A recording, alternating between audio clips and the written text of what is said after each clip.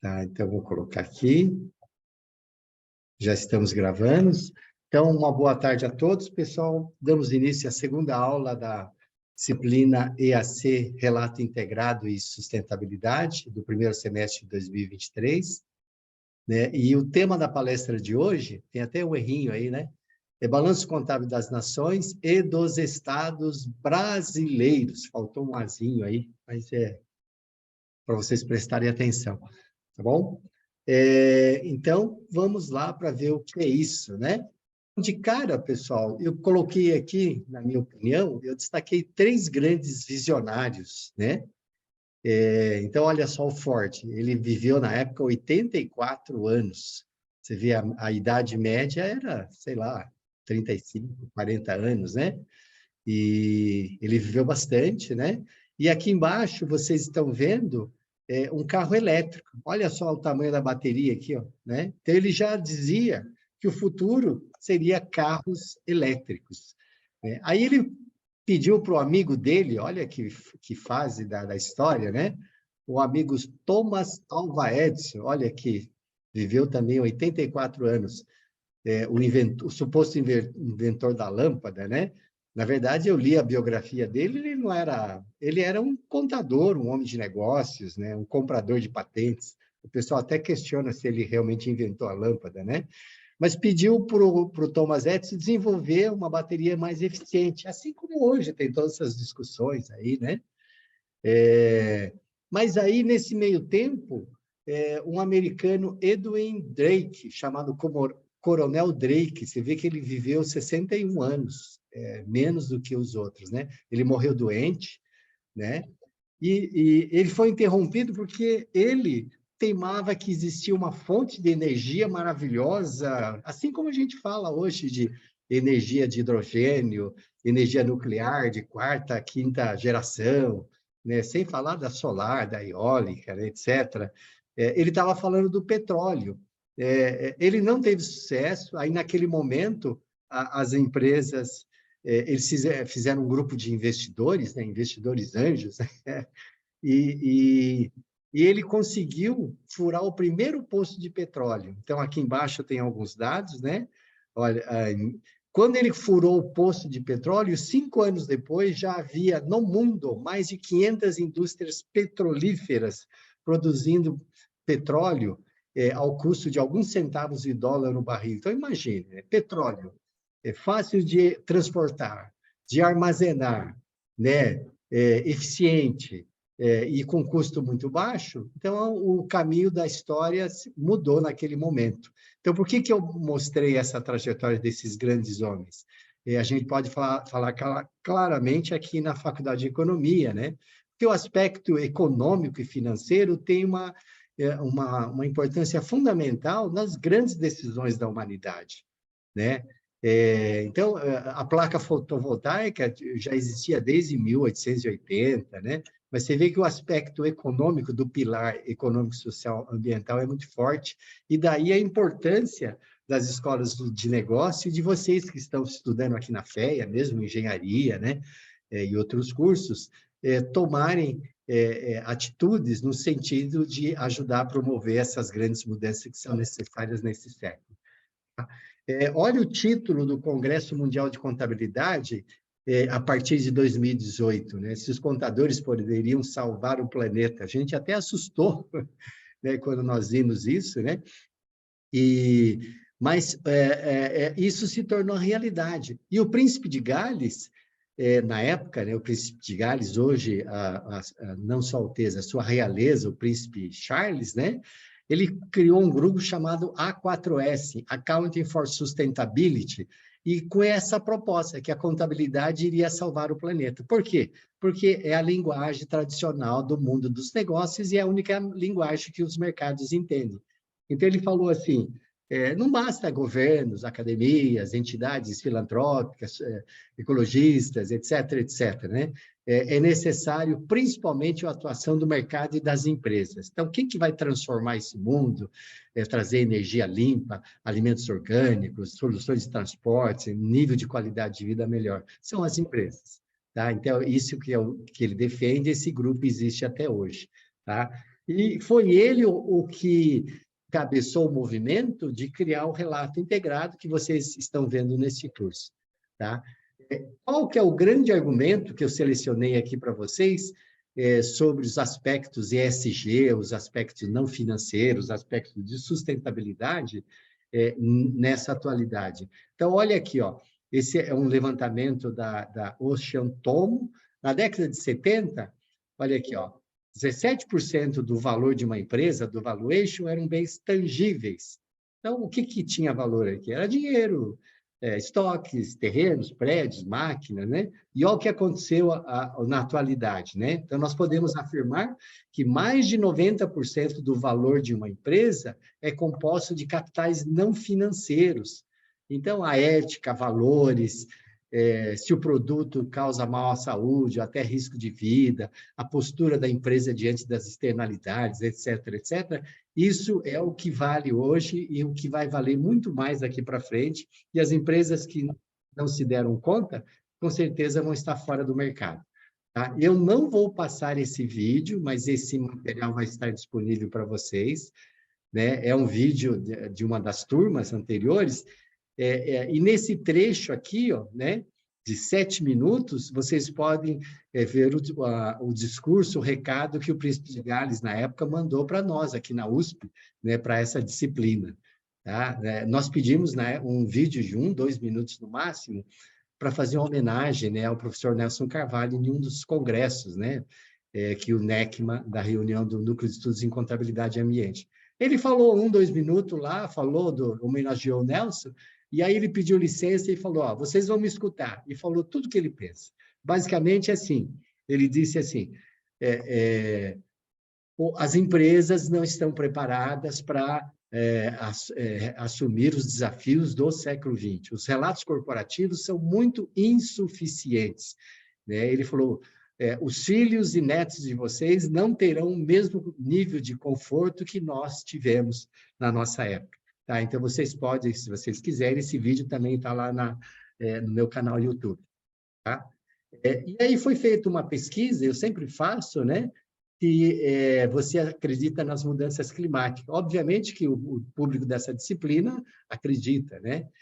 Mas a temperatura já aumentou 1 grau Celsius, 1,1 graus Celsius, né? E o Acordo de Paris está tentando limitar aí no máximo 2, mas é provável que ultrapasse 1,5, tá?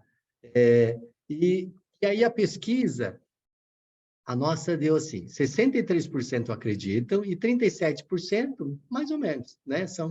Então, desses 37%, olha, 9% estão indiferentes, 28% afirma que a situação não é séria, que a ciência vai dar um jeito, 18% acham que é sério, eu estou aqui no muito sério, 37,5%, e tem gente que acha que o mundo já teria acabado aí em 2012, né?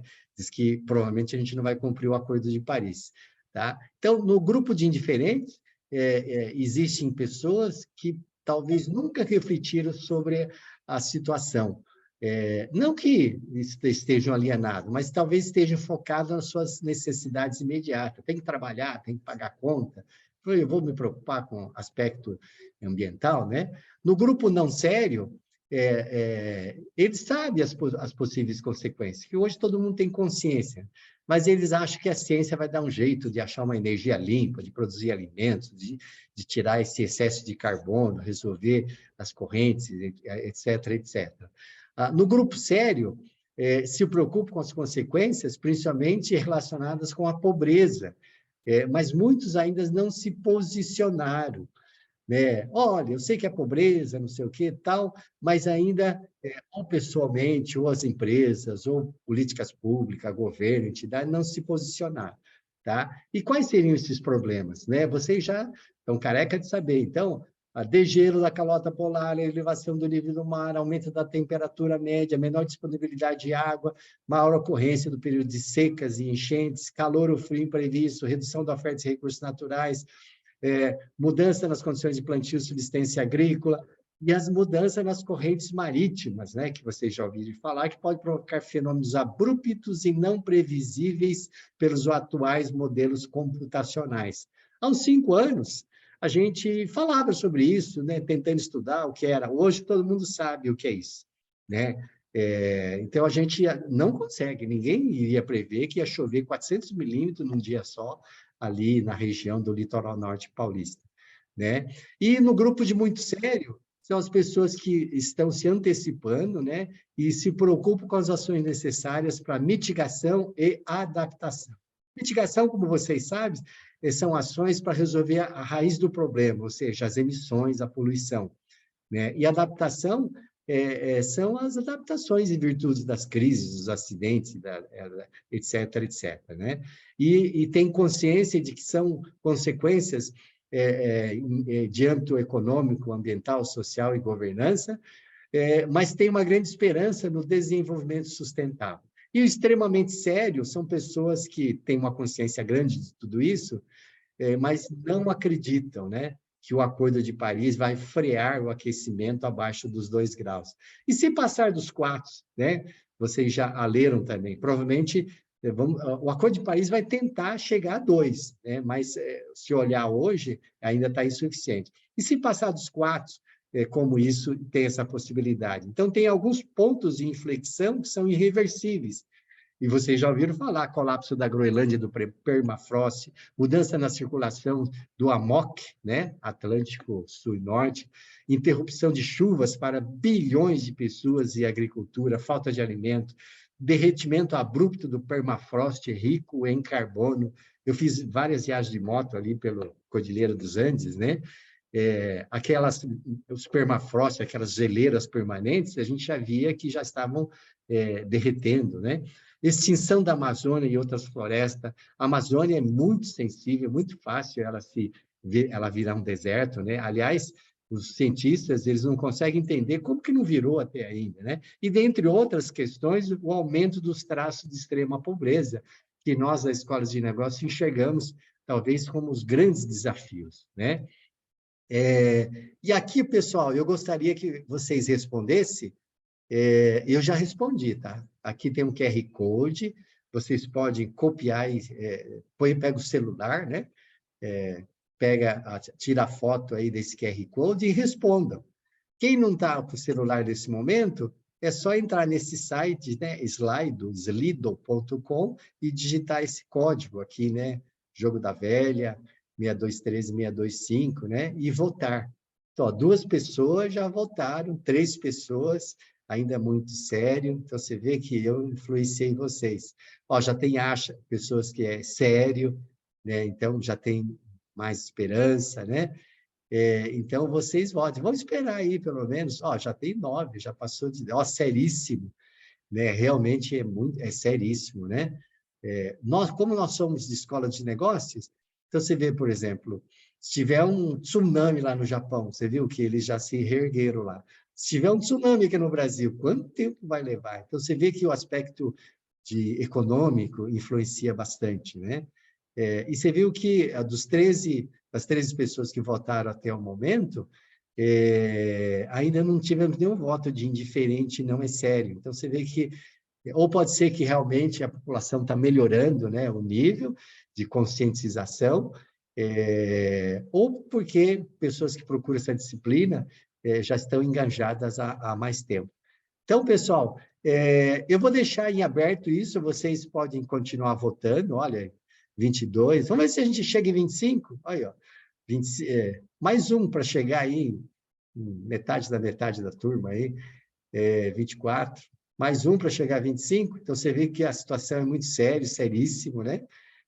Então, tá bom aqui, eu vou tirar um print screen aqui para a gente guardar isso aqui, né? Muito bem, então vamos seguir. Você conhece os 9 limites do planeta? Eu vou deixar esse material com vocês, tem indicações bibliográficas também, eu acho que vocês já conhecem, né? São os limites do planeta, né? E desses 9 limites, 3 já atingiram zonas de risco, né? A integridade da biosfera, mudança do uso do solo e o fluxo bioquímico de nitrogênio e fósforo, né? Você vê que o único que melhorou aqui foi a camada de ozônio, né? Paramos de usar aqui aquele material lá nos telhados, né? A água doce, mas você vê que esses são os limites que os cientistas já estão estudando há muito tempo, né? E vale a pena quem quiser se aprofundar, detalhar nesse aspecto. Outro aspecto é o Overshot Day, que vale a pena acompanhar. Acho que 2023 nós não atingimos ainda. Nós estamos em março ainda, né? Esse Overshot Day, ele significa assim, é quando que a Terra entra no cheque especial, ou seja, ela passa, a partir daquele dia, ela passa a usar mais do que a capacidade de renovar os recursos naturais. Quando foi criado lá em 92, nossa, era 2 dias. Você vinha em 87, 19 de dezembro, então praticamente eram 10 dias, né? Aí foi subindo, subindo. 2019, praticamente 6 meses, né? Então, você vê, na metade do semestre já estourava no cheque especial. Aí a pandemia, eu achei que a gente ia baixar aqui muito, mas não baixou tudo isso, não, né? E depois da pandemia, pré-pandemia, você viu que já começou a aumentar e a tendência é aumentar. Então, isso aqui é um indicador para ver dos recursos naturais. E vale um lembrete, vai cair aí nos quizzes que eu preparei, né? Qual que é sua pegada ecológica? Então, calcule sua pegada ecológica para vocês verem como que vocês estão participando para esse Overshot Day. Esse Overshot Day, esse aqui, anterior, é o resumão total. E aqui por países, né? Você vê que a média mundial está próximo ao Brasil aqui, né? O Brasil está aqui, ó, julho, né? E quem que está na ponta? Você vê aqui o Catar. O Catar é absurdo, né? No dia que... O Catar está com os dias contados, na minha opinião, né? Não vai durar para sempre, né?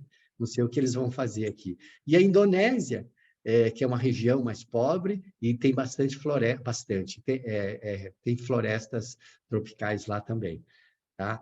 É importante, eu vou correr um pouco, pessoal, porque tem muita informação, né? É importante essa visão, porque a gente começa a discutir, por exemplo, sobre a Amazônia. E aí todo mundo, não sei o quê, tem que parar de desmatar a Amazônia. Claro que tem. Mas olha essa consciência. O Brasil, ele polui, né, emite os gases de efeito estufa, 2% da poluição mundial. Olha só, metade do Japão. Tá? E olha os outros países aqui.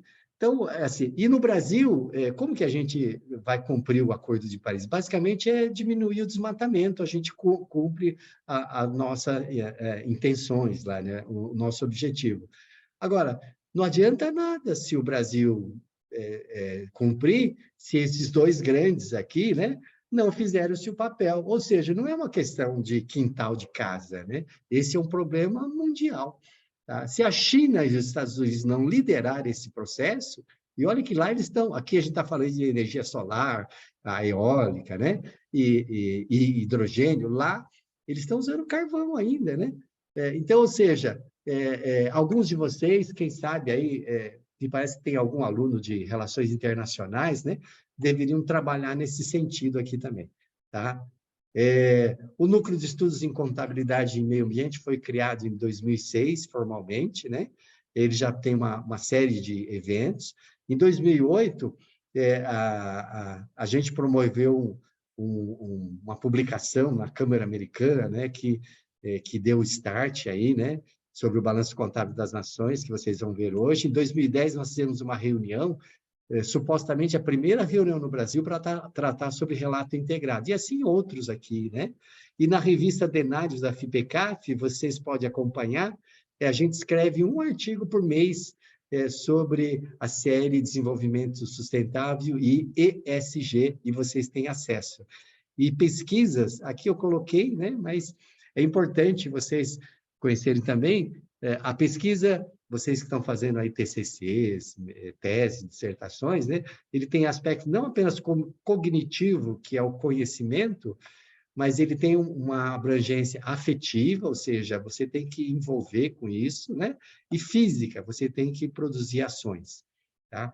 E esse gráfico, pessoal, na nossa opinião, de escolas de negócio, é o maior problema, né? É o maior problema que a gente tem, que é a população. Então, olha só, eu nasci em 1961, ó, tinha 3 bilhões de habitantes. A idade média era 53 anos. Ó, meu pai faleceu com 48, né, na época. Agora, você olha aqui, na época de Moisés, tinha 7 milhões de habitantes. Nossa, a cidade de São Paulo tem mais que isso. Olha na época de Jesus aqui, ó. Tinha menos gente no mundo do que no Brasil, né? Hoje o Brasil tem 215 milhões, né? Volta aqui 1000 anos antes, ó, na época de Buda, 50 milhões. É o estado de São Paulo hoje, né? Ó, Maomé aqui, ó, 190 milhões de habitantes. Então, a população era pequena. Então, qual que era a bandeira nesse momento aqui? Vamos desmatar, vamos desenvolver, vamos criar, construir estrada, vamos tirar minério, vamos, etc., né? Caçar, pescar, vamos extrair todos os recursos naturais, porque o mundo era muito pequeno frente aos recursos que já existiam. E olha o que aconteceu aqui nos últimos 150 anos, basicamente, né? Olha, na minha vida, com 60 anos de idade, cresceu 5 bilhões, ó, em 60 anos criou 5 bilhões. Então, ou seja, aproximadamente a cada 10 anos aumenta 1 bilhão de pessoas. E a ONU espera que a gente atinja no mínimo 9 bilhões de habitantes, de 9 a 12. Tá? Então, na minha opinião, essa é a questão. Como que nós vamos abrigar esses 9 a 12 bilhões de habitantes? Então, vocês de escola de negócio, diferentemente das escolas lá de clima, de FEFELESH, do Instituto Agronômico, etc., vocês vão pensar aqui de uma forma ampla, né, sobre como gerar alimentos, como proporcionar habitação, vestimento, qualidade de vida, energia, água, etc., para esses 9 a 12 bilhões de habitantes. Então, esse é o grande desafio aí, ok? Tá? E eu coloquei também logo no início, eu acho que eu comentei com vocês, quando a gente fala assim, quantas pessoas estão na extrema pobreza? Segundo a ONU, olha aqui, ó, quase 1 bilhão de pessoas, que são as pessoas que vivem com menos de $1. Você vê, $1 é R$ 5, né? Aí você vê aquele pedinte na rua, eu tenho até alguns amigos aqui em Jundiaí, tem até um japonês, né? E a gente já tentou levar esse pessoal para abrigos, para sítios, fazendas, tem muitas atividades aí filantrópicas, o pessoal não quer, porque $1 ele consegue lá em 15 minutos, meia hora, vai lá e consegue. Ele consegue alimentação de uma forma fácil. Então, quando se fala extrema pobreza, não é só fome, né? E aí nós vamos avaliar nas agendas ambientais, que vocês vão ver no final, existem muitos indicadores de extrema pobreza, que são esses daqui, que vocês depois olham com calma, né? Então, por exemplo, analfabetos, a grande parte aqui, ó, 780 milhões estão em extrema pobreza. Pessoas que não têm água, não é água para tomar banho, não, é para beber, tá bom?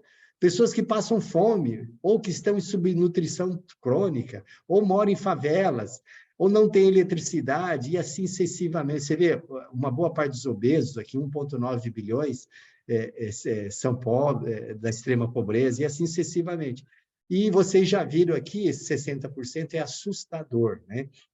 Então, 60% da população mundial, que dá aí quase 5 bilhões de habitantes, são pobres, estão dentro da pobreza mundial, eles têm traços de extrema pobreza. Não é à toa que o objetivo prioritário em todas as principais agendas é acabar com a extrema pobreza, alimentação, fome, essas coisas, tá bom?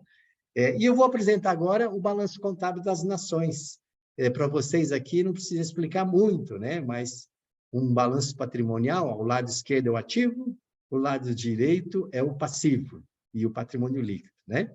Então, como que nós avaliamos o ativo? Então, esse balanço contábil das nações, ele é elaborado não para empresa, mas para países ou regiões, ou grupo de empresas.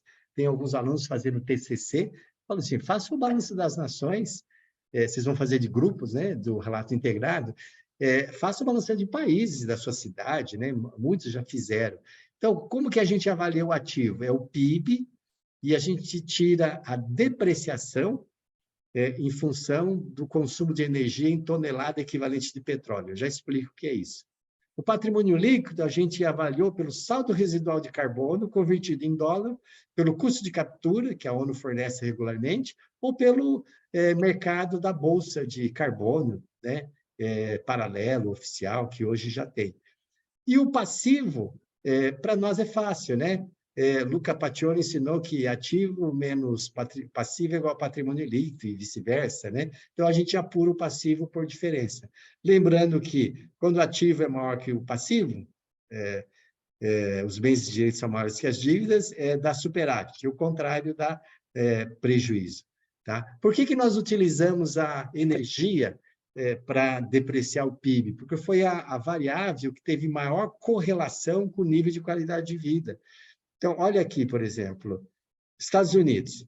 Estados Unidos ele tem um IDH alto, um índice de qualidade de vida elevado, e consome bastante energia per capita aqui. Tá? Olha o Brasil é mais sustentável, muito mais, né? Ele tem um nível de qualidade médio para alto aqui, razoável para bom, né? Alguns estados brasileiros não, e ele não consome tanta energia. Então, o que seria um país sustentável? E é o que o mundo tem que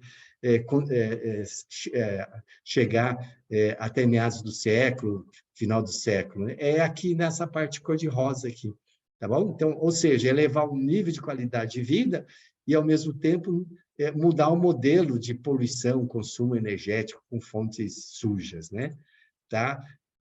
Quando a gente fala em consumo de energia, olha aqui essa fonte interessante, pessoal. Olha essa fórmula aqui. Então, eu peguei toda a energia consumida em um ano inteirinho, em tonelada equivalente de petróleo. Mas, como é medida equivalente, não é só o petróleo. Aí tem solar, elétrica, hídrica, nuclear, né? Aí eu dividi por 8 bilhões de habitantes e dividi por 365 dias. O consumo médio mundial é 46 mil quilocalorias. Para a gente ter uma referência, as refeições diárias estão em torno aí de 1.500, 2.000 quilocalorias. A média é 46. Então, aqui envolve não só alimentação, mas transporte, aquecimento, ou seja, toda a energia consumida no mundo. Tá? Agora, olha o Brasil, abaixo, 29.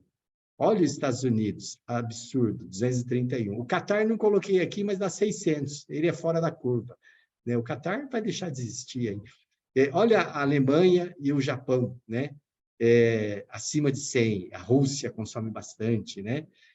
Portugal também, né? Os países da União Europeia, os países desenvolvidos. Então, se a gente tivesse que avaliar essa variável, a energia é a variável mais diretamente relacionada com o índice de qualidade de vida e com o problema de carbonização da economia. Pode falar, Rodrigo. Professor, o senhor acredita que esse consumo alto de energia nos Estados Unidos e alguns países da Europa está ligado ao inverno muito mais rigoroso em termos que o Brasil? Aí eles precisam de muito mais energia para manter o aquecimento das casas? E aqui, por ser um país tropical, tem essa vantagem, né? Também. Mas você pega a Rússia. A Rússia é mais fácil de exemplificar isso que você está falando, né? Talvez aqui na Rússia o grande exemplo em relação ao Brasil seja isso. Então, você vê que o Brasil é prioritário. Agora, nos Estados Unidos, além disso, é muito desperdício mesmo, né? Eu conheço amigos que ficaram lá, que eles falaram que tem a casa de campo, que usava só final de semana, e que deixava o ar-condicionado ligado. Por quê? Porque senão ele chega lá na casa de campo, tem que demorar 2 horas para o ar gelar, né? Ou aquecer, né? E os veículos. Então, ou seja, e você vê o Japão, né? Todo eficiente ali, consome bastante, né? Então, hoje, ele tem a ver também com isso que você falou, o Brasil é abençoado, né? Você vê que lá na Amazônia, não precisa de aquecer água, né? Porque lá não tem frio, não tem inverno, né? Mas tem a questão da própria estrutura mesmo, e o consumo energético é um dos principais fatores, né, de emissores de gases do efeito estufa. Mais alguém? Se alguém mais quiser falar, é só interromper, viu, Rodrigo? Fica à vontade aí, tá? Aqui, na verdade, está falando de energia, né? Então tem que lembrar que os Estados Unidos é muito carrocentrista, né? Então, o que mais tem de emissão mesmo é veicular, não é tanto por elétrica, né? Não, mas aqui inclui toda a energia, eletricidade. Sim. É por isso que os Estados Unidos é tão disparado, porque a maioria ali do consumo é transporte, não é necessariamente energia elétrica para aquecimento, etc. Sim, né? Usa muito tudo. carro, não usa transporte público, não tem trem suficiente. Você já morou lá? Tem alguma experiência? Não, mas aqui essas questões de transporte e tudo mais, participo de alguns fóruns que lidam com isso. Eles são muito atrasados, até mais que o Brasil, em relação ao Nossa, transporte sério? coletivo. Olha, eu nunca tinha pensado dessa forma, vou até dar uma pesquisada. Mas está ótimo. E aqui foi o resultado, então, desse balanço contábil das nações, pessoal. Olha o mundo aqui. Nós pegamos o PIB na época, era 50 trilhões de dólares, né? Tiramos a depreciação, deu 40, o passivo a descoberto, né? 56, e deu um patrimônio líquido, ou seja, negativo, né? É uma falência, é uma situação pré-falimentar, né? De 15 trilhões de dólares por ano. Olha o Brasil, deu 544 bilhões de superávit. Então, os únicos dois países superavitários em grande escala são Brasil e Rússia, né? Brasil por causa das florestas, principalmente a amazônica, né? E a Rússia tem a floresta boreal, que é o dobro da floresta amazônica, né? E também é um depositário de carbono, então ela tem um saldo positivo aqui também, mesmo com aquele consumo elevado de energia. Os Estados Unidos é um absurdo, né? Olha, 2,7 trilhões de dólares. Então, estavam discutindo aí na mídia recentemente quanto que os Estados Unidos deveria ajudar para o Fundo Amazônia. Essa é a conta deles por ano aqui, ó, 2,7 trilhões. Ele devia mandar para os países emergentes, né? A China também, você vê, ó, em termos totais, passou os Estados Unidos, né? E assim sucessivamente. E aqui... Professor, Fala. você pode repetir quais são os critérios para determinar o que são, nesse caso, dos países, os ativos, o passivo e o patrimônio líquido? Sim, o ativo é o PIB. Depois eu vou... Aliás, vocês têm o link do artigo da pesquisa, lá vocês podem ler em detalhe, mas é o PIB ajustado pela depreciação em função do consumo médio de energia em tonelada equivalente de petróleo. Tá bom? Por exemplo, o PIB. O PIB, a economia, a ciência econômica, ela só vê o fluxo de serviços, né? Ela não tira o estoque. A contabilidade, sim. A contabilidade. Se você, por exemplo, um tsunami no Japão, o que acontece com o PIB daquela região? Aumentou. Mas você tem que olhar o lado das externalidades negativas. Você extraiu bastante petróleo, aumentou o PIB, né? Mas você tem que olhar que você baixou o estoque que você tinha armazenado. Então, é isso que nós fizemos, ao contrário de que a economia não faz. E o patrimônio líquido, a gente avaliou. Nós fizemos vários cenários, acho que foram 16 cenários, né? Quanto cada país vai emitir de CO2 até 2050 e quanto cada país tem estruturas de biodiversidade e florestas, principalmente, que funcionam como sumidores de carbono, ou seja, a absorção de CO2. E aí colocamos o saldo residual, tá? Então, foi dessa forma. E aí chegou nesse resultado, e aqui o per capita. Então, no per capita, esses valores poderão ser atualizados, né? Mas, ou seja, aqui deu 2.300 dólares para cada um dos 8 bilhões de habitantes. O que significa isso? Está negativo. Então, cada um dos 8 bilhões de habitantes deveria guardar 2.300 dólares para mitigação e adaptação dos efeitos de mudanças climáticas. E o Brasil? O Brasil é um dos poucos com legitimidade para projetos de crédito de carbono. Cada brasileiro vale 2,8 mil dólares por ano. É um crédito de carbono. Não tem cabimento a China ter mais projetos de crédito de carbono, MDL, né, de compensação, do que o Brasil. Aqui é crédito de carbono, lá é licença para desmatar. Então, olha os Estados Unidos, cada americano devia contribuir com 9 mil dólares, né? Alemanha, Japão, e etc. Aí. Bom? Essas são as florestas. Então, olha só, o Brasil, ele é quase que verdinho inteiro aqui, né? Então, o Brasil tem a segunda maior floresta do mundo, né? Basicamente tropical, cerrado e um pouco de Mata Atlântica. E a Rússia tem a floresta boreal, que está aqui debaixo do gelo, né? E assim sucessivamente, vocês podem avaliar depois com mais calma. Tá? E eu vou apresentar agora, por isso que eu estou correndo, pessoal, né? Para tempo, né? Deixa eu até ver o horário aqui.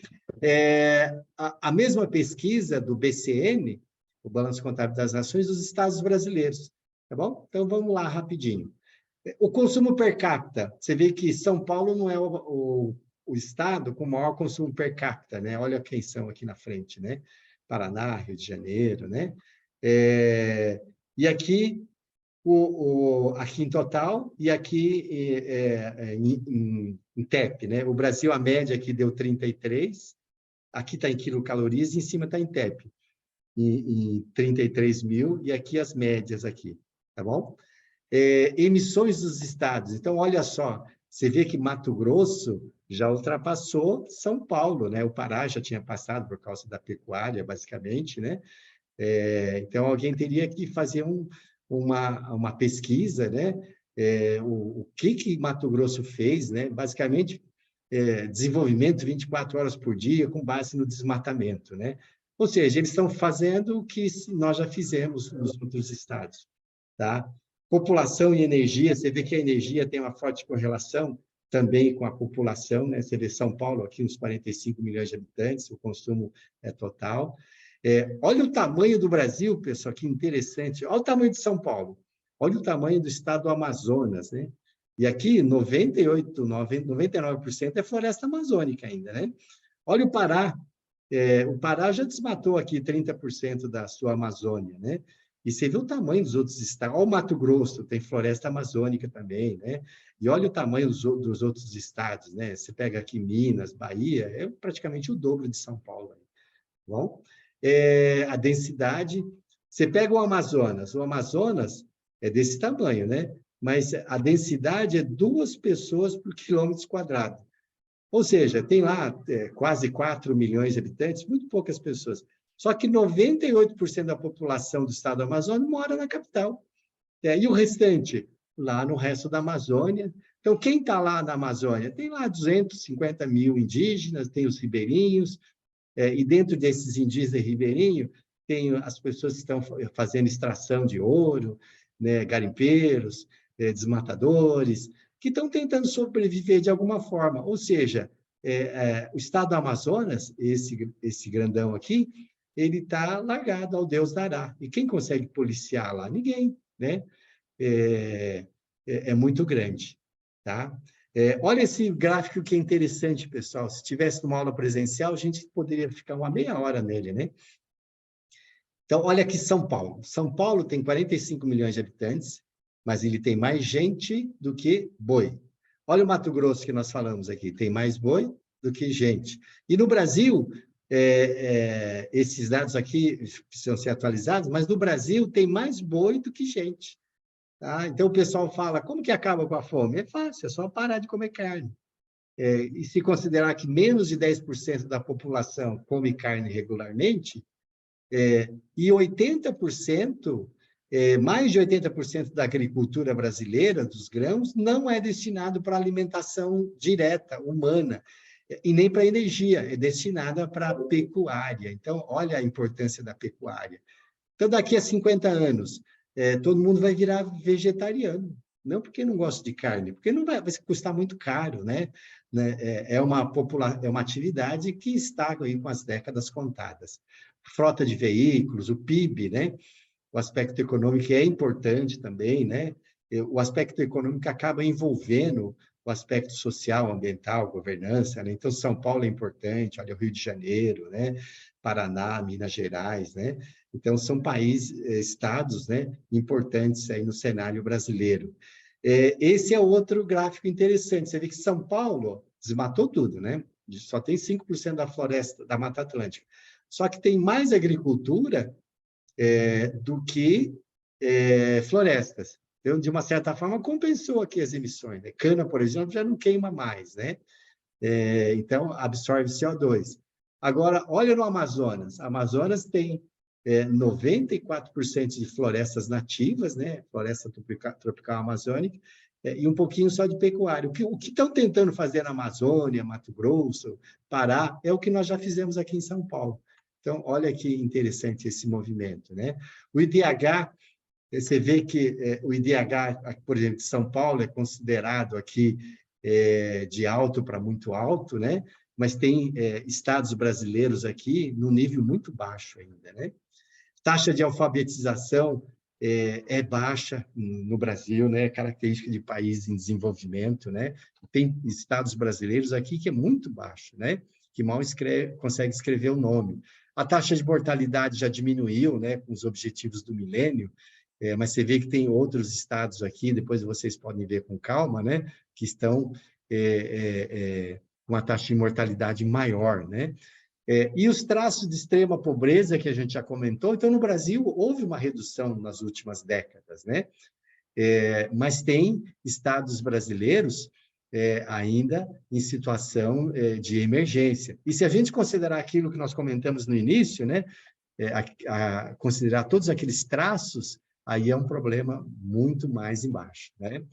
Esse é um problema seríssimo, pessoal, que as políticas públicas têm evitado tratar, que é relacionado ao esgoto, né? A média mundial de coleta é 55% no Brasil. São Paulo, 98,9%. A cidade de São Paulo, só a cidade, é 99%. Só que ela coleta 99% e trata menos da metade. O que faz com a metade que não tratou? Joga no Rio Tietê, Rio Pinheiros, lá. Isso a própria Sabesp me falou uma vez que eu estava lá num evento de sustentabilidade. Né? Então, se a média do Brasil é 55%, eles devem tratar metade disso. Então, é por isso que os rios brasileiros são conhecidos lá fora, pelos pesquisadores dessa área hídrica, como verdadeiras cloacas. Né? Eu fui na casa do reitor da cidade de Rondônia, e na casa dele tem fossa. Eu falei, pô, mas nós estamos aqui na capital, não tem rede de esgoto aqui. Joga onde? Joga no rio mesmo, né? Então, esse é um problema seríssimo aí, talvez com a pandemia, né? A questão sanitária, né? As políticas públicas comecem a priorizar esses aspectos. Pessoas com nível superior, nem precisa falar, né? É muito baixo, né? 8,31%. Então, imagine vocês que estão estudando numa USP, né? Numa Unicamp, Unesp, Univesp, numa GV, ou estudando fora, né? Eu acho que deve existir no coração de vocês um sentimento de gratidão, né? Por essa oportunidade, e talvez uma vontade de gerar assim, alguma coisa a mais em prol de todo o país, né? Uma dívida social aí, tá? Acesso à internet, expectativa de vida. Isso aqui é uma questão que alguém poderia estudar em uma dissertação, um TCC, né? Você vê que todo mundo fala que a qualidade de vida está piorando, que trabalha demais, que a alimentação piorou, né? Mas a expectativa de vida está aumentando, né?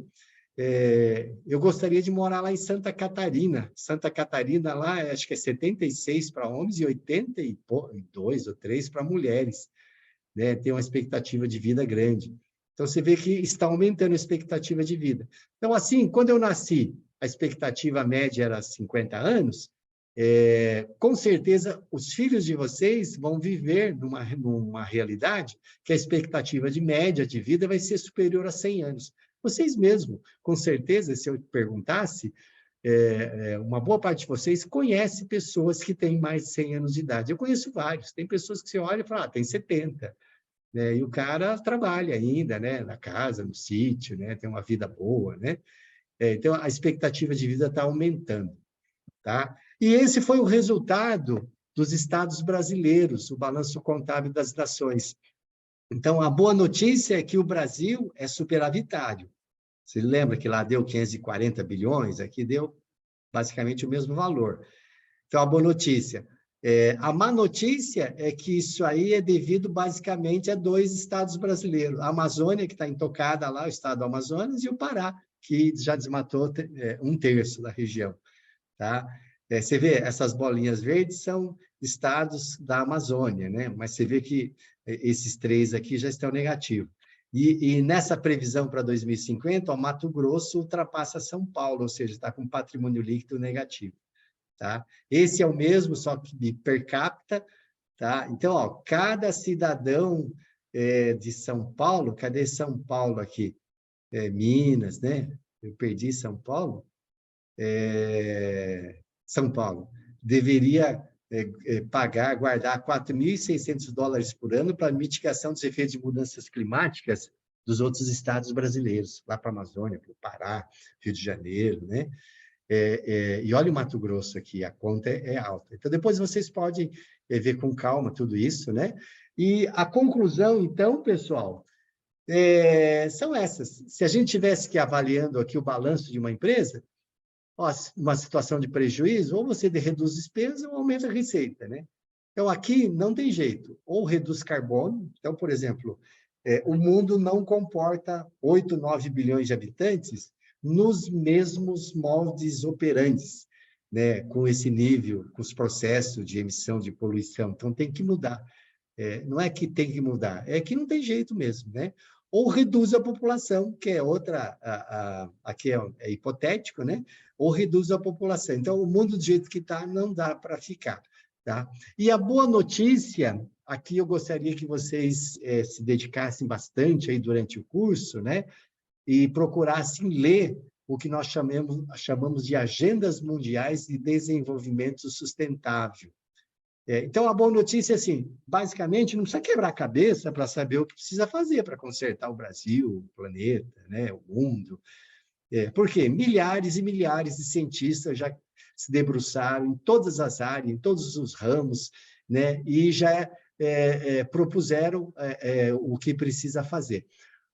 Na minha opinião, a agenda mais completa são os 17 ODS da ONU, que entrou em vigor em 2016, ele foi divulgado em 2015, no lugar dos ODMs, né, Objetivos dos Milênios, e vai até 2030. Provavelmente tem algum outro objetivo, uma outra agenda aí daí para frente. São 17 objetivos, então já é uma evolução em relação aos ODMs, e dentro dos objetivos, nós temos metas, ao todo 169 metas com indicadores. Então, o Brasil é signatário, São Paulo é signatário, Jundiaí, onde eu moro, é signatário. Aqui em Jundiaí, a gente coleta 99% de esgoto e trata 100% do que coletou.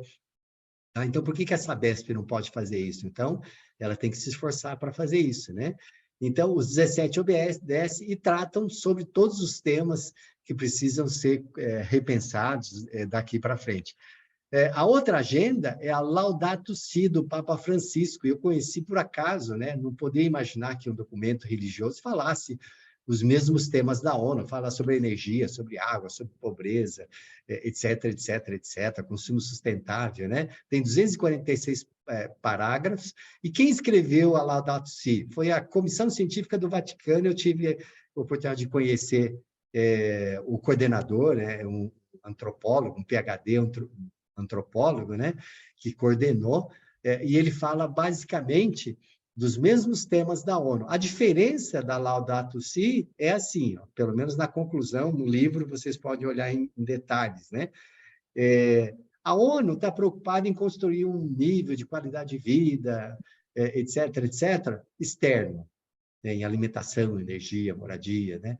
E a encíclica papal, além disso, ela se preocupa com o mundo interno. Então, aqui, por exemplo, tem um parágrafo lá que fala o seguinte: não adianta falar para as pessoas terem consumo sustentável.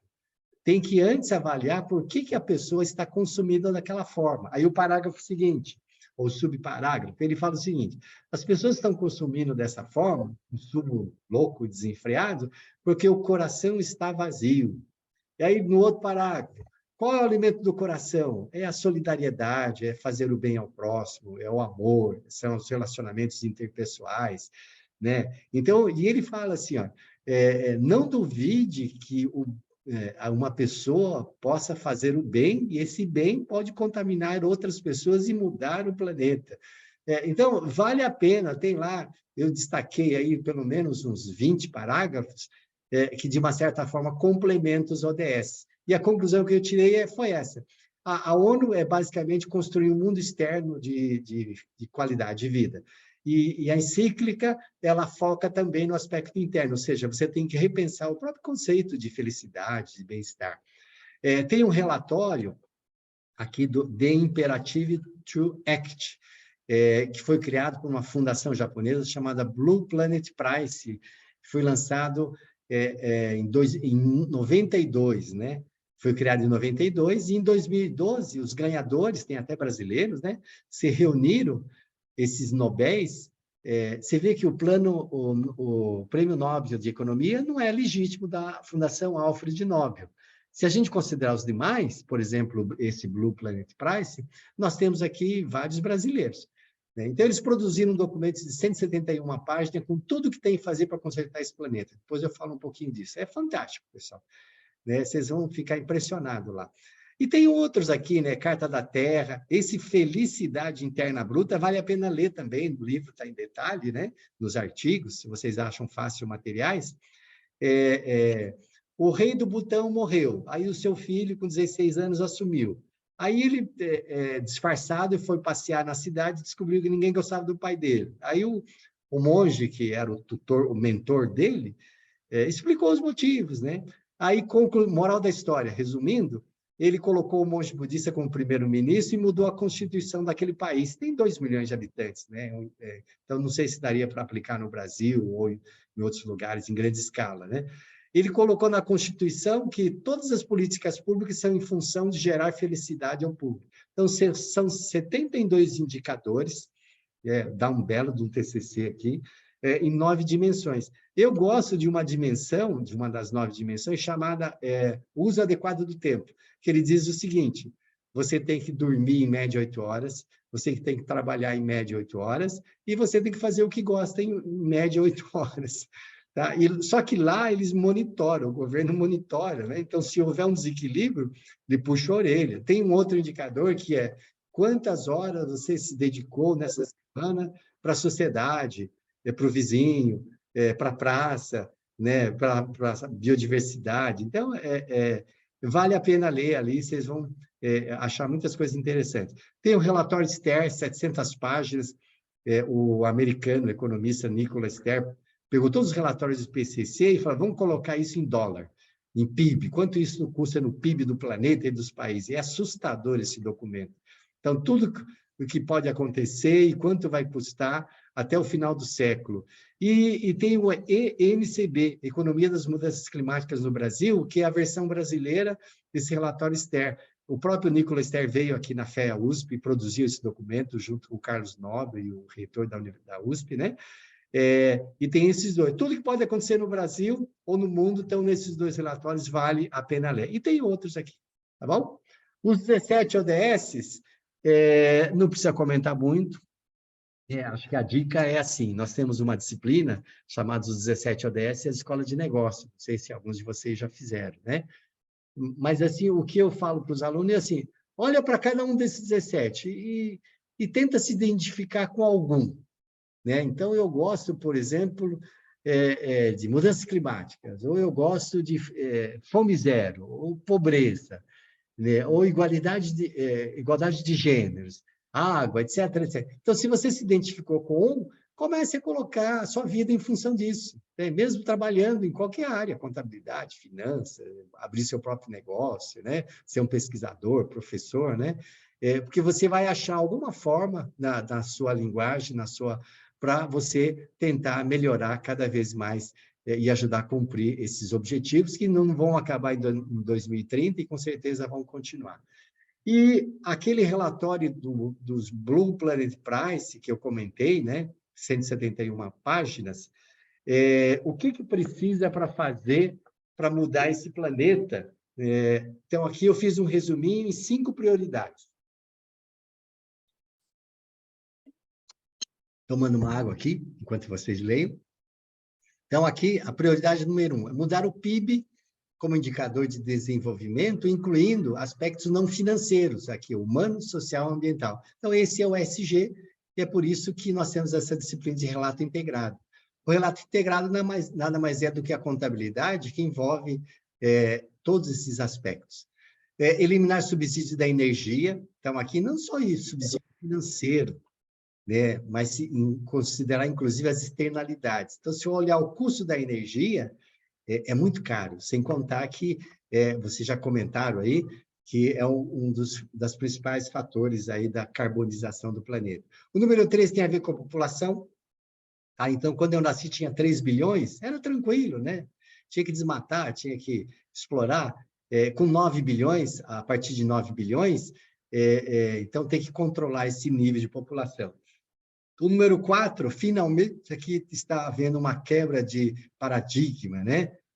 De biodiversidade e evitar o desmatamento. Então, o mundo inteiro está concluindo que uma árvore em pé vale muito mais que desmatada. E mesmo que você plante árvore, mas até crescer e começar a produzir ou absorver carbono, a biodiversidade, demora muitos anos, né? Então, isso aqui é uma riqueza enorme, talvez dos capitais mais valiosos do Brasil e que tem que ser remunerado de alguma forma. Quando eu falei da Amazônia, que o Brasil polui pouco, então o mundo está começando agora a dar valor para aquilo que o Brasil tem. Então tem que haver alguma forma de compensação, políticas públicas, negociações internacionais, comércio internacional, né? E por último, investir em conhecimentos para ver qual é o rumo tomar. Essa é uma outra agenda do professor Henry, né, da Columbia, da Universidade de Colômbia, e eu só vou mencionar aqui, eu coloquei em vermelho, né? Vocês têm que se preparar para a falência planejada das empresas do século XX. O que é isso? Então, quem vai produzir energia limpa? São as mesmas empresas de energia suja. Quem vai produzir soluções de transporte, veículos? São as mesmas montadoras. Quem vai produzir alimento orgânico? São as mesmas empresas de adubo químico, defensivos agrícolas, venenos, etc, etc. Ou seja, no século passado, ou há 50 anos, as empresas não sabiam que o mundo era finito dessa forma. Por quê?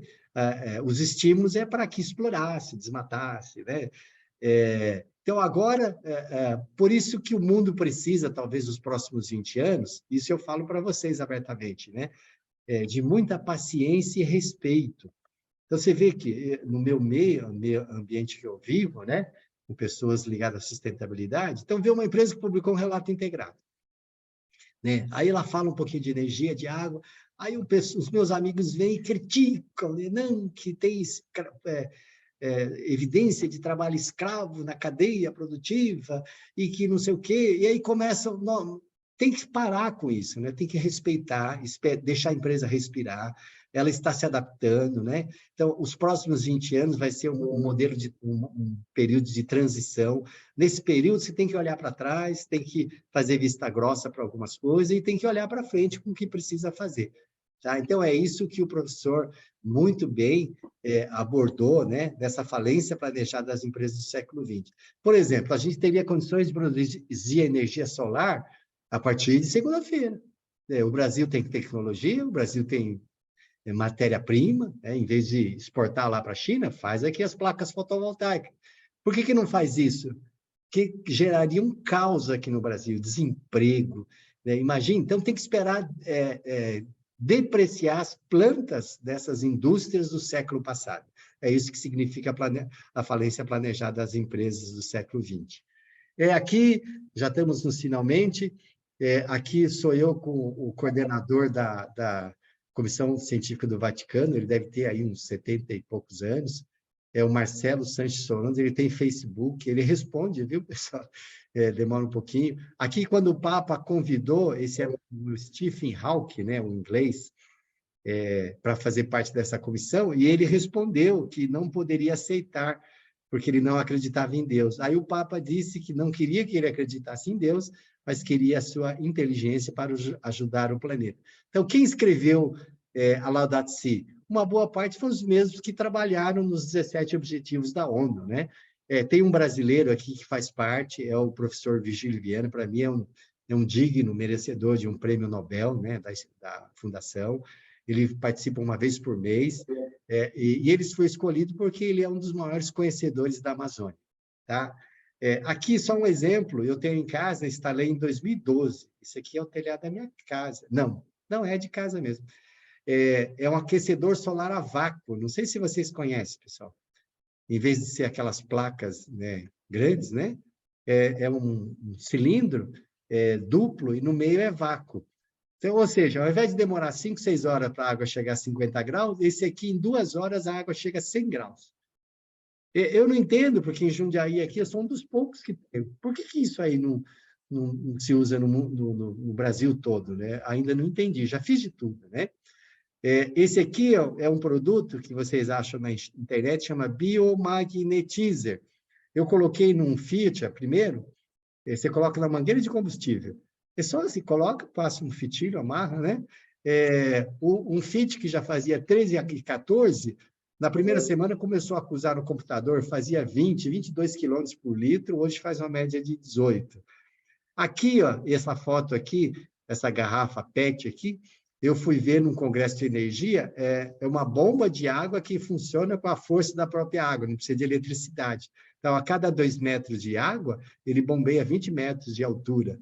Eu fiquei impressionado, né? Aí cheguei em casa, fui procurar, diz que Leonardo da Vinci já estudava, e assim sucessivamente. Ou seja, recursos, tecnologias, inovação já existe bastante para mudar esse planeta.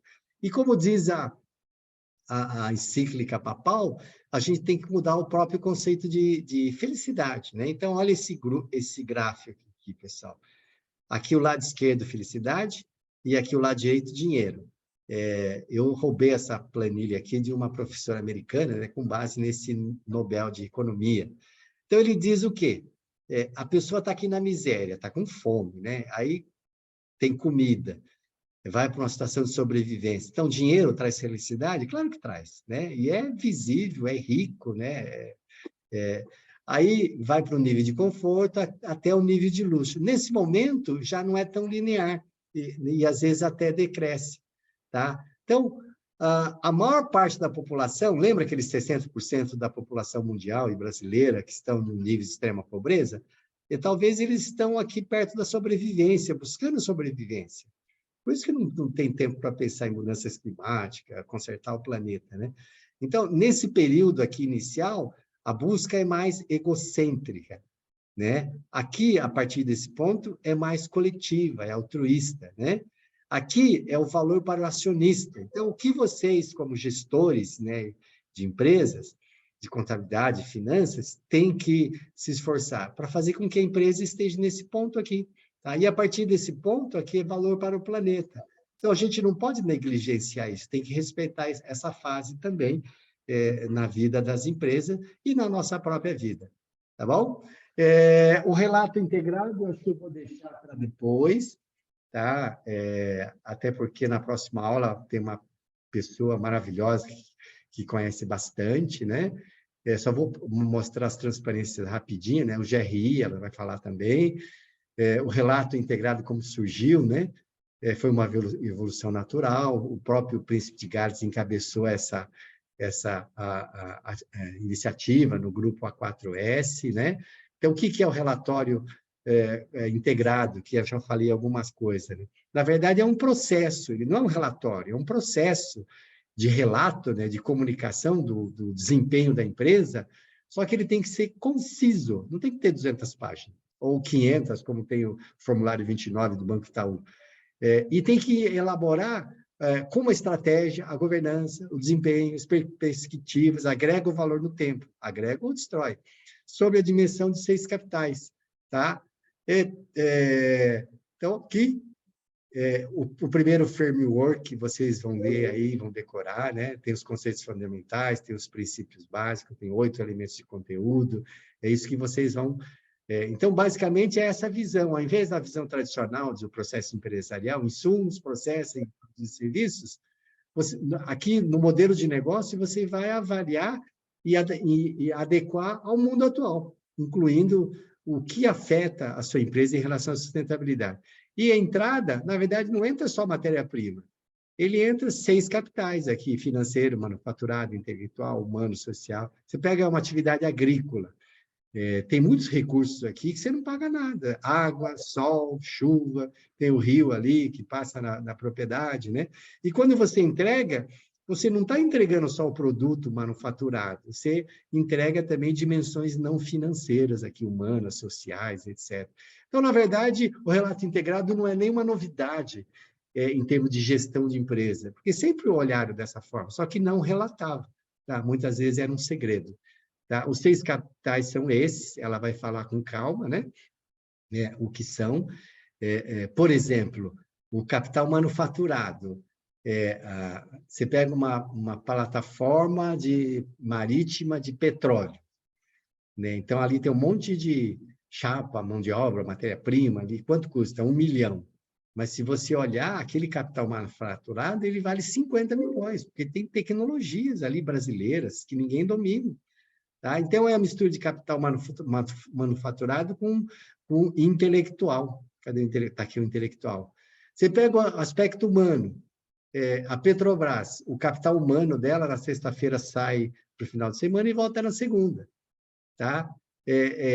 Agora, você pega, por exemplo, uma Big Four, ou agora, não sei se é Big Three, né? Quem é o capital humano? Você pega, ela tem meia dúzia de sócios, que, na verdade, é o próprio capital intelectual. Se aquele sócio for para concorrente, se ele morrer, se ele deixar de trabalhar, quebra a empresa. Tá? Então, vocês viram que vocês começam a olhar a empresa sob dimensões amplas, né? Isso que a gente fala ESG, que é ambiental, social e governança, e eu acrescentaria mais um, E de econômico. Então, na verdade, é EESG, tá? E aqui os elementos de conteúdo, vocês vão estudar com calma aqui, tá? Um exemplo prático, eu vou pedir isso na prova, vocês vão elaborar o relatório integrado de vocês. Então, no começo aqui, qual é o meu propósito? Qual é o meu modelo de negócio? Quais são os meus valores? O que eu espero aí? Eu espero viver 100 anos, 70 anos, 60 anos. E aí, você vai avaliar quais dos 6 capitais são mais relevantes para você. Não precisa ser todos, mas pelo menos 2 ou 3 vocês vão priorizar mais. E aí vocês avaliam quais são os principais pontos fortes, quais são os principais desafios. E como descobre isso? É difícil, pessoal. Vocês vão descobrir que a primeira coisa, quando tenta se fazer isso aqui na vida particular ou numa empresa, é que não existe pensamento integrado. Cada diretoria, cada departamento é um nicho e pensa de um jeito e cada um vai para um lado. O ideal é todos pensarem para o mesmo objetivo da empresa. Tá? Aqui eu fiz do Clube Jundiaense, depois vocês leem. E, para finalizar, vocês têm aqui esse último, que eu vou deixar em aberto. Né? Nós temos aqui mais alguns minutos, né? Para perguntas e comentários. Então, vocês podem também escanear, tirar foto aí desse QR Code e responder. Então, aqui, ó, para finalizar essa apresentação, escreva uma ou mais palavras que expressem suas expectativas em relação ao futuro. Eu já me antecipei e coloquei essa daqui, tá bom? Então, e vocês escrevam. O que vocês acham um pouco dessa apresentação, incluindo o que vocês pensam e o que vocês pretendem fazer aí, né? Sustentabilidade. E aí vocês vão colocando aí. Tá bom? Enquanto a gente deixa isso um pouquinho aí, né? Vamos atingir aí um número adequado. Aí eu gostaria de abrir aí uns 10, 15 minutos para vocês fazerem perguntas.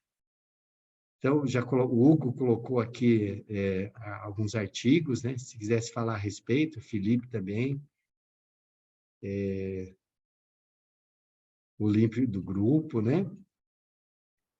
No início da aula, não sei se todos estavam presentes, mas nós projetamos a planilha, né? E tinham 55 pessoas que já haviam se manifestado.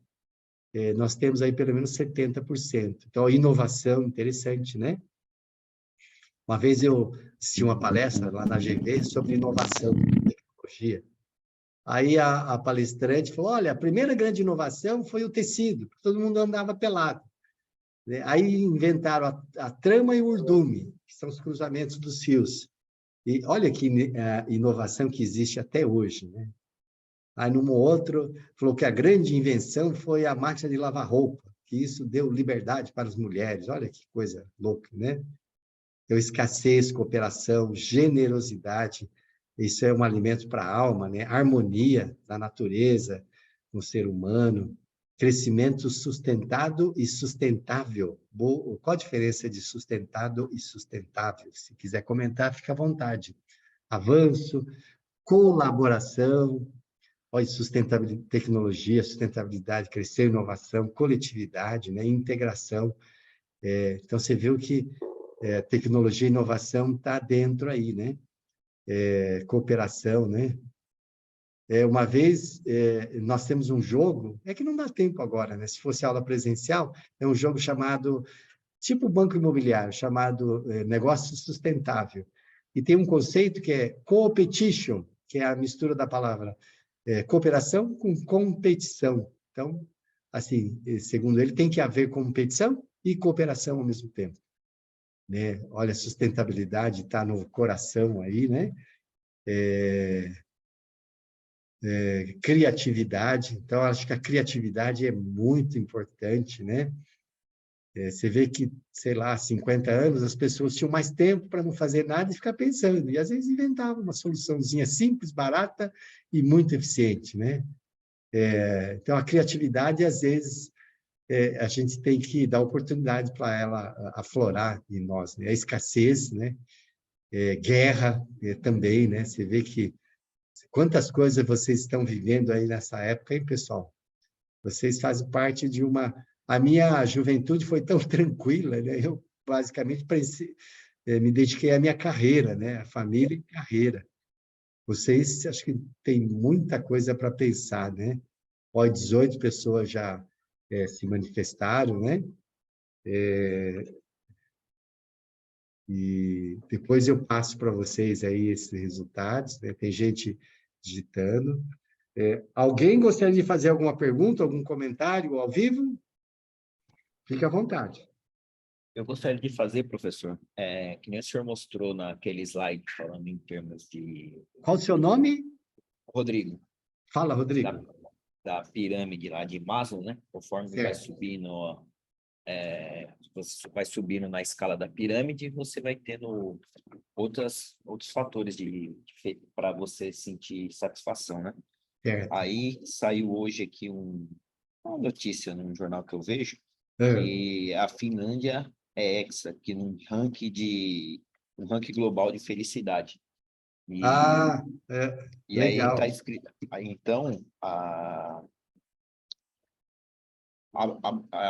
moça lá do governo, né, da agência do governo, diz que o primeiro lugar da Finlândia não é coincidência, que para ela a felicidade deve ser um objetivo político, que construir a cultura e as instituições sociais necessárias oferece às pessoas uma estrutura sobre a qual construir sua felicidade. E ela Olha que coloca que legal. são 6 fatores principais: Ah, renda, vai. saúde física, mental, apoio social, generosidade, níveis de corrupção, liberdade e viver sem discriminação. Nossa, que Então, legal. como o nível de renda deles já é muito alto, então eles já se preocupam com outros fatores, né, para a felicidade. A Isso a Finlândia, gente falou. qual Isso, a no Brasil população, é muito... qual a população da Finlândia, você lembra? Deixa Aquele eu país do ver. Butão estava em torno de 2 milhões, né? Então é relativamente pequeno, apesar de ser um avanço muito grande para um país, né? A Finlândia é aquele país que 6 meses é noite, 6 meses é dia? Acredito que sim, todos esses países nórdicos aí, mas acho que são 5.325.000 só habitantes. Tá. Então você Muito. vê que já é o dobro lá do Butão, né? Ali perto da Índia, China. Mas você vê que é uma esperança, né? Eu acho que, assim, na minha opinião, eu sou professor aposentado, essa disciplina que nós estamos fazendo com vocês hoje é EAD, que eu, na verdade, eu estou fazendo um tratamento, aqui estou terminando minha quimioterapia, né? Mas, graças a Deus, estou sentindo nada, né? Nem o cabelo eu perdi. E depois dos 60 anos de idade, você descobre que você já viveu mais do que falta, né? Então, a gente começa a olhar diferente. Então, eu fico contente, Rodrigo, quando você traz alguns aspectos desse, e, na verdade, conseguir parar, né, nessa correria e ter que estudar, trabalhar, fazer um monte de coisa, né? E olhar para dentro, para a essência, né, do que realmente pode ser importante para a coletividade como um todo. Aí, né? Que legal. Depois você compartilha isso com a gente lá no chat, ou manda para mim, eu coloco no grupo lá. Mudanças de hábito. Vocês vão calcular a pegada ecológica, e aí a pergunta faz, o que você faria, né? Nossa, mas é terrível. Uma boa parte reduz o consumo de carne, a outra para de andar de avião. Por mais que eu tente, eu ainda, a minha pegada ecológica é mais de um planeta, chega a quase 2 planetas já, né? Ou seja, se todas as pessoas, os 8 bilhões de habitantes, tivessem o mesmo nível de meu consumo, precisaria de 2 planetas Terra, né, para satisfazer a humanidade, né? Então, São indicadores, né? Às vezes hipotéticos, né? Mas que promovem reflexões. Igualdade, né? Integração, sustentabilidade está no meio, avanço, né? Não sei o que pensou no avanço, mas a gente precisa sempre avançar. A gente estava numa discussão outro dia, né? E falando que tem que avançar. Ou seja, o mundo só está falando hoje, uma boa parte, sobre pobreza, fome, não sei o que. Claro que tem fome, mas fome mesmo, de passar fome, às vezes não é nem questão de comida. Por exemplo, tem um morador de rua que sempre passa aqui em casa já há uns 20 anos. Ele virou meu amigo, né? Amigo mesmo. Quando ele precisa de dinheiro, vem aqui, eu dou cincão, dou cigarro, dou algumas coisas para ele, né? E na pandemia eu perguntei, falei, escuta, você fez o cadastro lá para receber o auxílio emergencial? Ele não tinha nem documento. Então, você vê que numa boa parte dos casos não é nem questão de não ter comida, onde morar. Às vezes são problemas sociais, problemas mentais, problemas de droga, né? Então, você vê que na encíclica Papal tem um parágrafo que fala o seguinte: não se consegue resolver a maioria dos desafios de sustentabilidade sem se dedicar à erradicação da extrema pobreza, que é a fome, né? Ou seja, tem que melhorar o nível. E no nosso mundo, né, aqui na Escola de Negócios na Fé, a gente pode falar. Uma vez eu falei isso lá na FEFELESH, brigaram comigo, né? Mas, assim, a gente tem que visualizar prosperidade, e aí inclui, inclusive, prosperidade financeira, qualidade de vida, né? Nós temos que elevar a régua, né?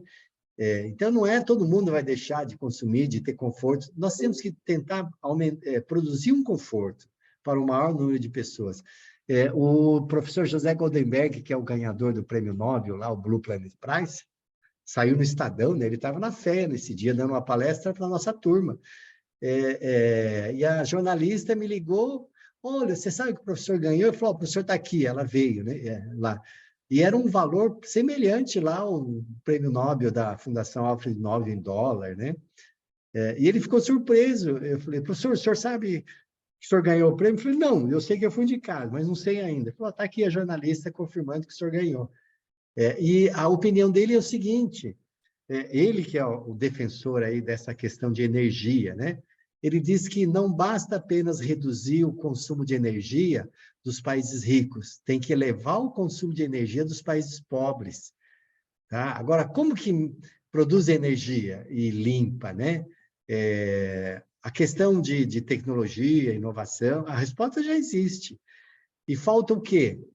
Desde políticas públicas, acabar com a corrupção, melhorar o sentimento das pessoas, né, autoestima, principalmente. E aí vai sobrar trabalho para quem, pessoal? Agora acho que chegou a vez dos estudantes, dos profissionais de escola de negócio. Quem que vai construir isso? Tem que empreender. Tá? Por exemplo, eu dou bastante aula, acho que tem alunos da Poli aí também, né? A Poli lá é impressionante, eles têm soluções para tudo. Uma vez estava falando sobre energia solar, o aluno lá trouxe um experimento lá para fritar ovo, fritou lá no quintal, lá na hora, com a energia do sol. Então, tem soluções. Agora, o que precisa fazer? Tem que tornar isso em projetos, em produtos, em serviços, tem que empreender. E empreender não é uma coisa que todo mundo sabe fazer. Então, quando se lida com dinheiro, quando fala em empreendedorismo, o dinheiro está no meio, né? Então, não é todo mundo que sabe lidar com dinheiro. Por isso que aquela pergunta que eu fiz, né? Dinheiro traz felicidade? Então, na minha opinião, traz felicidade, sim, senhor. Então, nós da Escola de Negócios temos que falar que sim. Obviamente que o dinheiro, por si só, não causa, pode trazer infelicidades também, né? Mas nós temos que lidar com isso, porque tem gente que acha que é pecado, se tiver lucro, se tiver dinheiro, se sente mal, não sabe lidar, né? E uma boa parte, às vezes, acaba tendo ideais de vida, mas tem problemas financeiros, não consegue pagar conta, né? Fica instável. Então, o dinheiro, ter uma vida equilibrada, prosperidade financeira é importante. E prosperidade financeira, num conceito que a gente já discutiu bastante aí com vocês, alunos de outras turmas também, é assim, não é ganhar bastante, é eu ganhar o suficiente dentro daquilo que eu almejo. Então, por exemplo, se eu gastar 1.000 e ganhar 1.500, eu sou próspero.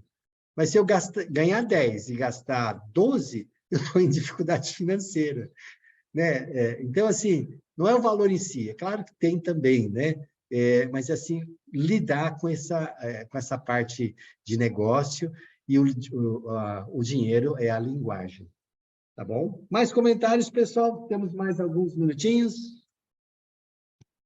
Compartilhei o link aí, professor. Inclusive, eles vão sortear 10 viagens aí no meio do ano para fazer um workshop acerca de felicidade, falando de natureza, estilo de vida, saúde, equilíbrio, alimentação e bem-estar, com tudo pago. Se quiser se inscrever, tem um link na reportagem que está no chat. E aonde que é isso? É o governo da Finlândia que está patrocinando. Isso aí é lá na Finlândia? O workshop será lá. Nossa, que legal aqui. Obrigado, Rodrigo. Fala um pouquinho de você, Rodrigo. Quanto você tem de altura? Brincadeira. Qual é o curso que você está fazendo? Eu faço curso de administração, estou no 9º semestre na FE. É minha segunda graduação, já sou formado em logística. Aí eu pretendo fazer meu TCC com o tema de RI, né? Relato integrado. Que Aí, legal. por isso que eu me inscrevi na disciplina, um assunto que me interessa bastante. Que legal, Trabalhando que legal. aqui na CT de São Paulo e com pesquisa de tráfego, e a gente está desenvolvendo bastante projetos aí de modos ativos de transporte, né? Bicicleta, caminhada. Nossa, que legal. Então, você provavelmente vai escolher o tema do grupo relacionado com logística, transporte. Então, pessoal, se ninguém tiver mais nenhum comentário, damos por encerrada a aula de hoje. Muito obrigado.